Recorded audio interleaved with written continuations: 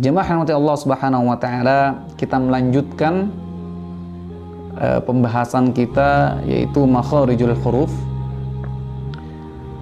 Salah satu dari pelajaran tajwid itu adalah makharijul huruf. Ya. Betapa pentingnya belajar makharijul huruf ini sehingga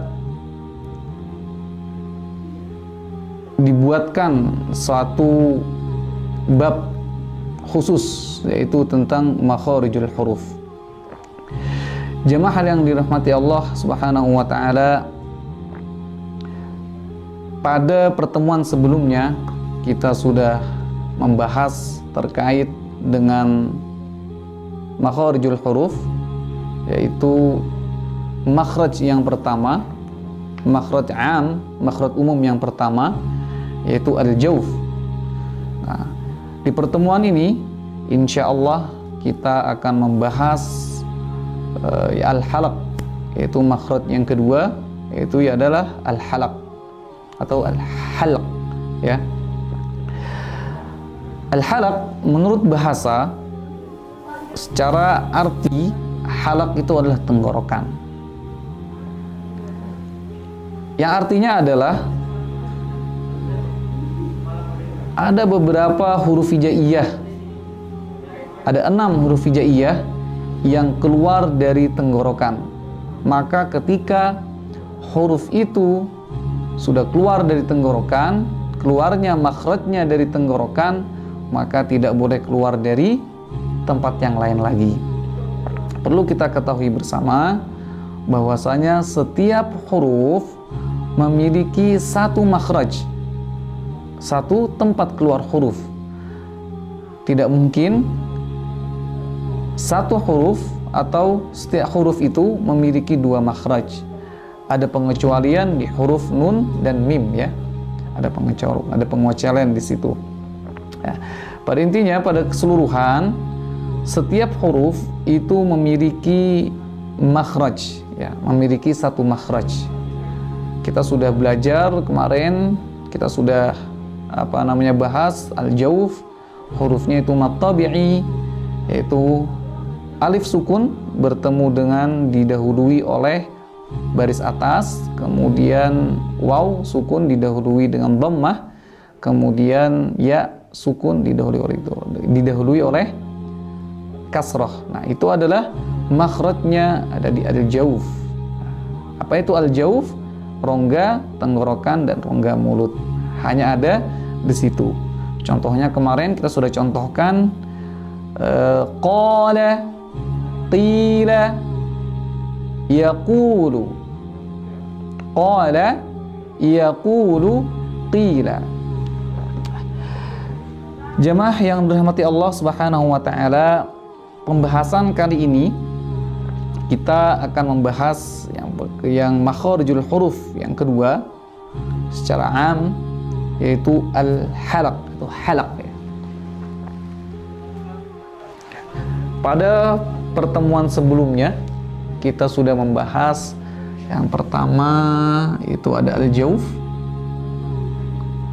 Al-jawf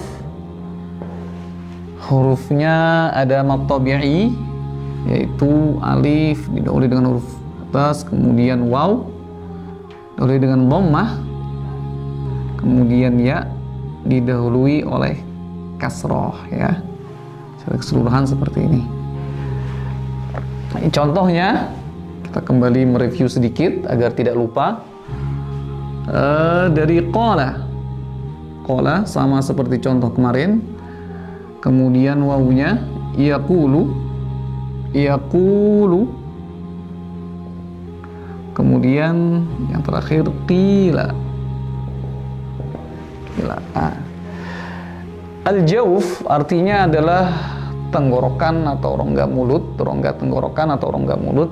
Maka keluarnya harus betul-betul keluar dari rongga tenggorokan atau rongga mulut.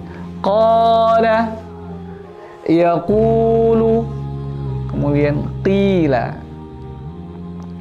Kemudian yang kedua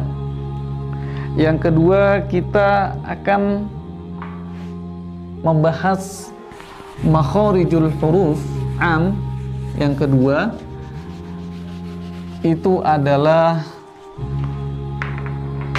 al-halaq. Yang kedua al-halaq.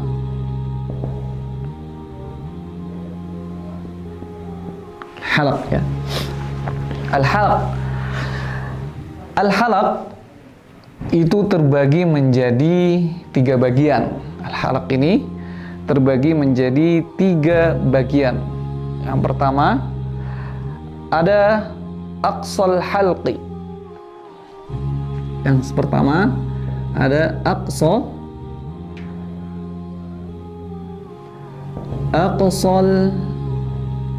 halqi. Apa arti aqsa al-halqi? Aqsa al-halqi adalah pangkal tenggorokan. Oh iya, al-halaq itu bermakna tenggorokan. Artinya adalah rongga tenggorokan. Tuliskan di atasnya.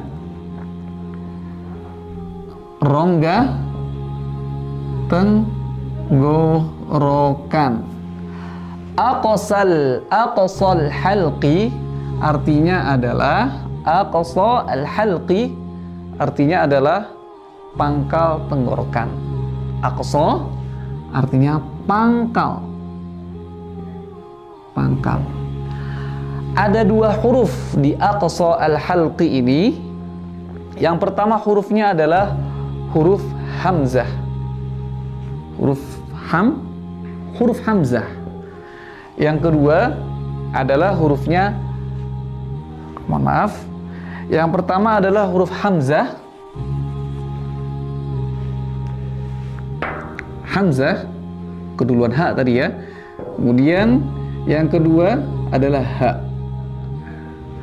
Kalau misalnya kita katakan itu, walaupun di situ tidak ada kaidah tajwid yang mengatakan ha besar gitu ya. Ada ha kecil, ada ha besar. Itu untuk memudahkan saja sebenarnya, memperkenalkan. Pada dasarnya tidak ada istilah yang namanya hak besar, hak kecil, itu tidak ada. Ya. Yang pertama adalah hamzah, yang kedua ada ha. Keluarnya huruf hamzah dan ha itu terletak pada aqsa al-halaq, pangkal tenggorokan. Letaknya di sini. Letaknya di sini. Itu berarti a. Ya. A. Bukan letaknya di apa? Di rongga hidung, bukan. Kebiasaan atau sering terjadi kesalahan, hamzah ini pengucapannya keluarnya dari rongga hidung.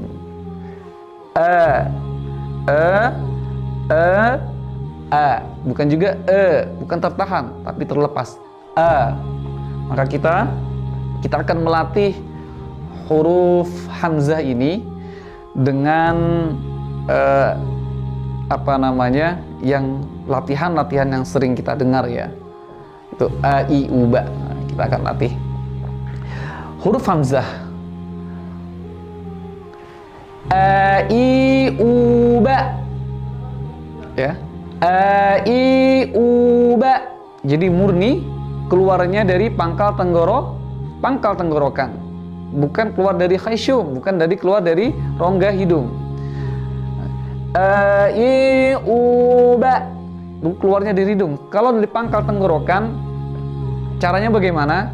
Kita pencet hidung kita. A, i, u, ba. Sama sekali tidak keluar dari rongga hidung, tapi keluarnya adalah dari rongga tenggorokan. A, i, u, ba. U, an, ani, a, na, minal, mu, ni, ma, i, an, ani, a. Kita coba sekali lagi. Nah, jamaah yang dirahmati Allah Subhanahu wa taala, melatih pengucapan makharijul huruf dengan cara ini adalah termasuk salah satu yang cara efektif ya. Salah satu yang cara efektif. Kita latih terus dengan melantunkan bait-bait syair yang a i u ba tadi ya. A i u ba u an ani a na minal mu mima i an ani a. Sekali lagi, sering terjadi kesalahan huruf hamzah ini masuknya kepada khayshum, kepada hidung. Cara bagaimana biar tidak kita mendeteksi, agar bagaimana sih caranya biar tidak masuk ke dalam hidung, yaitu dengan cara kita pencet hidungnya. A i u ba u an ani a na minal mu mima i an ani a. Kecuali ada huruf yang memang huruf nun dan mim, dan gunnah itu kalau bergetar itu memang keluarnya dari khayshum. Kemudian yang kedua ada huruf H. Huruf H letaknya di pangkal aqsa al-halaq. H. H besar ya. Bahasanya itu kalau dikenalkan dengan H. H. H. Tersering terjadi juga H ini terlalu besar, dia H kayak gitu. Sehingga dada itu bergetar, tapi tidak seperti itu.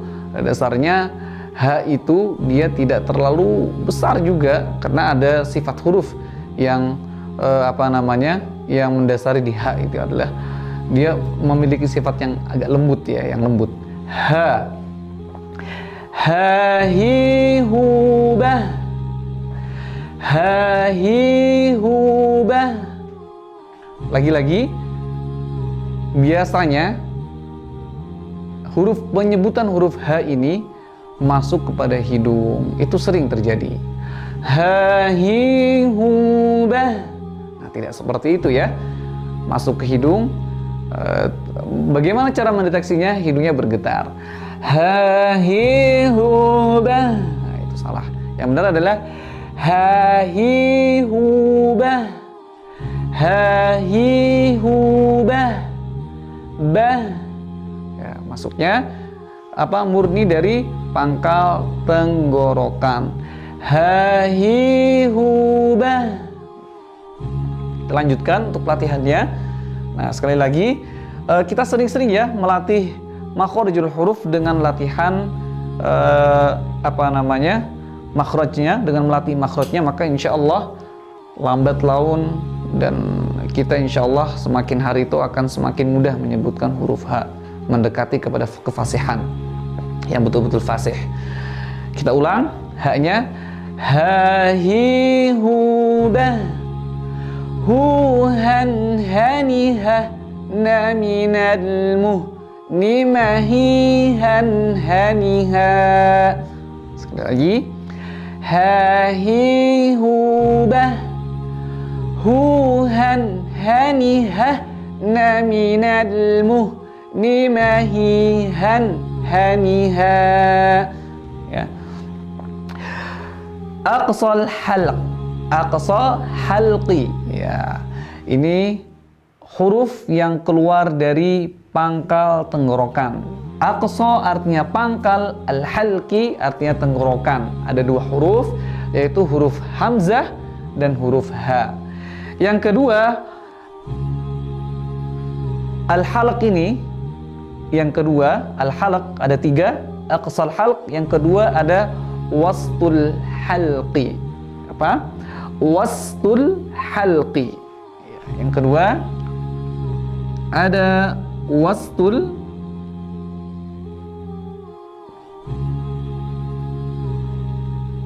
halqi. Wastul halqi. Ma makna wastul halq? Apa arti dari wastul halq? Wastul halqi adalah pertengahan. Tadi kita membahas aqsa itu pangkal, wastu itu adalah pertengahan, tengah. Berarti tengah tuh kalau aqsa a dan h itu letaknya di pangkal, kalau wastu itu letaknya di tengah. Wastul halq. Ada huruf apa aja di wastul halq ini? Ada dua huruf juga. Yang pertama hurufnya ada huruf H Yang kedua ada huruf A, itu wastul halqi. Kalau aqsa tadi pangkal, kalau wasdu tadi apa? Pertengahan.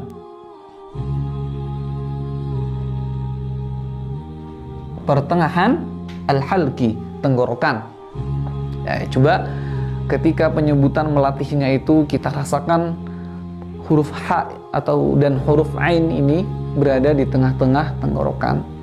Bagaimana caranya? Merasakan saja, kita rasakan. Dan dengan sering berlatih itu maka insya Allah akan terbiasa dengan huruf dan sesuai dengan makhrajnya. Kita latih huruf H, coba kita rasakan huruf H itu letaknya di apa tadi? Wastul halq. Berarti ada di sini H. H. Ha hi hu bah. Ya. Ha hi hu bah. Ha-hi hubah huhan hanihah naminal muhni mahihan haniha. Ya. Huruf H. Biasa juga huruf H ini sering terjadi kesalahannya, itu lebih masuk kepada huruf ke khayshum juga. Kenapa? Karena mungkin terbiasa dengan berbicara berbicara itu masuk kepada ke hidung, itu terbiasa. Nah itu, maka kebiasaan yang kita berbicara keluarnya pembicaraan kita atau keluarnya nafas kita itu dari hidung, pembicaraan kita dari hidung itu sering kita minimalisir. Huruf H kita ulang lagi. Ha-hi hubah huhan hanihah naminal muhni mahihan haniha. Ya, coba dirasakan jemaah yang dirahmati Allah Subhanahu wa taala, dirasakan untuk dilatih di rumah. Ha-hi hubah huhan hanihah naminal muhni mahihan haniha. Masya Allah. Kemudian yang kedua di wastul halqi di pertengahan tenggorokan ini ada huruf Ain. Ada huruf apa? Ada huruf Ain. Nah, huruf Ain ini salah satu huruf yang tersulit dalam penyebutannya. Kalau kita misalnya kadang mendengarkan pada contoh itu Alhamdulillahi Rabbil Alamin. Nah, ada sering itu terjadi ngalamin. Atau misalnya dia tertukar dengan huruf hamzah. Alhamdulillahi Rabbil Alamin. An'amta. Nah, sama letaknya pada wastul halqi. Coba untuk melatihnya kita gunakan seperti latihan pada huruf-huruf sebelumnya. A'i'uba' A'i'uba' Ru'an 'ani a'na minal mu'ni ma'i'an 'ani'a. Ya. A'i'uba'. Atau ringannya itu melatihnya dengan ditasydidkan. Hamzah kemudian tasydidkan kepada huruf Ain. Ya. Atau dimatikan atau hurufnya dimatikan. Itu boleh. Untuk panjang latihannya memang tidak mudah. A'i'uba' ru'an 'ani a'na minal mu'ni ma'i'an 'ani'a. Pastikan huruf Ain tidak masuk kepada khayshum atau rongga hidung. A'i'uba'. Itu yang kedua, wastul halqi. Sering dilatih di rumah, insya Allah nanti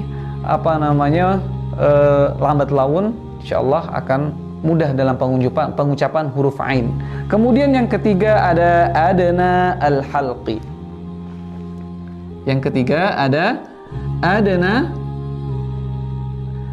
al-halqi. Nah, ini yang terakhir dari wastul halq, adna al-halqi. Apa itu adna? Adna al-halqi adalah tenggorokan atas. Dari sini keluar dua huruf, yaitu huruf gha dan huruf kha, atau sebaliknya huruf gha dan huruf kha ya. Huruf gha dan huruf kha. Nah, adna al-halqi artinya adalah tenggorokan atas atau ujung tenggorokan. Ujung tenggorokan. Tadi ada apa? Ada aqsal halq, pangkal, kemudian wastul halq, tengah, kemudian yang terakhir adalah adna al-halqi. Apa itu? Ujung tenggorokan. Hurufnya Allah.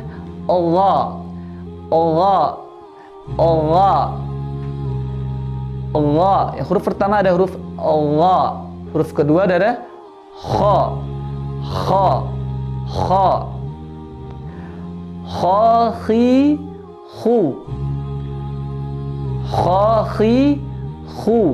Salah juga kalau kita menyebutkan huruf kha itu ketika dia berharokat kasrah khi. Tidak boleh. Karena maratibut tafkhim, tingkatan-tingkatan tebal, tafkhim itu tebal, khi adalah tingkatan yang paling rendah. Khi, kha, khi. Kita latih. Yang pertama huruf dengan Allah dulu. Huruf Allah.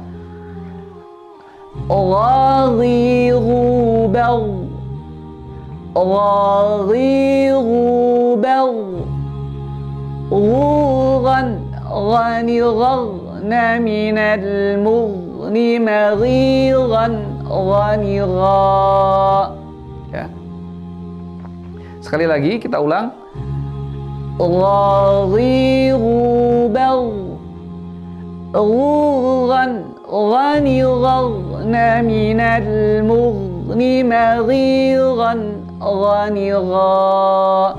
Ingat, lagi-lagi di huruf ini tersering terjadi masuknya kepada apa? Khayshum, kepada rongga hidung. Padahal dia harus murni keluar dari rongga tenggorokan, tepatnya di ujung al-halq, ujung tenggorokan, yaitu adnal halqi. Allah. Kadang orang kalau kita praktekkan dalam ayat itu di surah Al-Fatihah, ghairil. Ada yang menyebutnya gairil atau ghairil. Yang benar adalah Allah, ya. Ghairil maghdubi alaihim.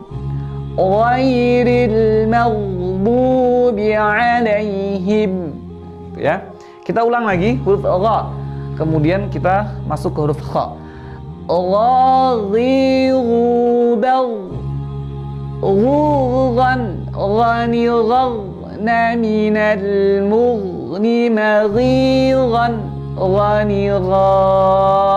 Ya, silahkan para jemaah yang dirahmati Allah Subhanahu wa taala untuk berlatih di rumah. Rasakan betul-betul huruf Allah itu letaknya ada pada ujung aqsa al-halq, ujung tenggorokan, ya. Tentunya paling idealnya adalah talaki dengan bersama ustadznya. Talaki, cari ustadz yang memang makhrajnya sudah bagus, dari situ talaki. Kemudian yang kedua hurufnya ada kha. Ada apa? Ada kha.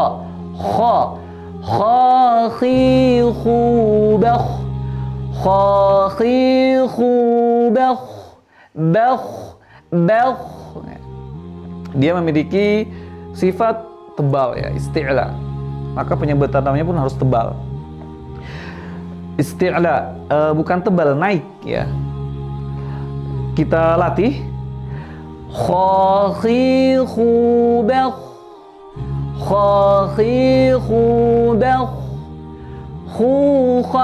خنخنا من المخن مخيخا خنخا. Sekali lagi. خاخيخو بخ خوخا خنخنا من المخن مخيخا خنخا مخيخا خنخا مخيخا خنخا. Ingat, sekali lagi, tak bosan saya ingatkan, kita ingatkan bahwasanya setiap huruf itu berpotensi untuk masuk ke rongga hidung. Nah, berpotensi untuk masuk ke rongga hidung. Maka berlatihlah, kita berlatih semaksimal mungkin agar keluarnya huruf betul-betul dari makhrajnya. Syukran. Sampai di sini kita review ulang kembali sedikit. Yang pertama, secara umum makhrijul huruf ada al-jauf. Al-jauf tadi itu ada huruf mad, hurufnya ada hamzah, ada alif sukun, kemudian waw sukun, ya sukun. Hamzah alif sukun didahului dengan baris atas, waw sukun didahului dengan dhammah, kemudian ya sukun didahului dengan kasrah. Kemudian yang kedua ada al-halaq. Al-halaq terbagi menjadi 3. Aqsal halaq hurufnya ada hamzah dan ha, kemudian wastul halaq ada ha dan ain.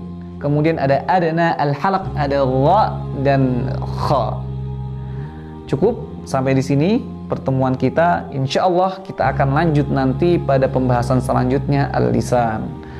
Syukran jazilan ala ihtimamikum. Mohon maaf bila ada kesalahan dalam kata atau dalam penyampaian. Semata-mata merupakan kebodohan dari diri saya sendiri. Ada benarnya dari Allah Subhanahu wa taala. Semoga bermanfaat. Syukran jazilan. Assalamualaikum warahmatullahi wabarakatuh.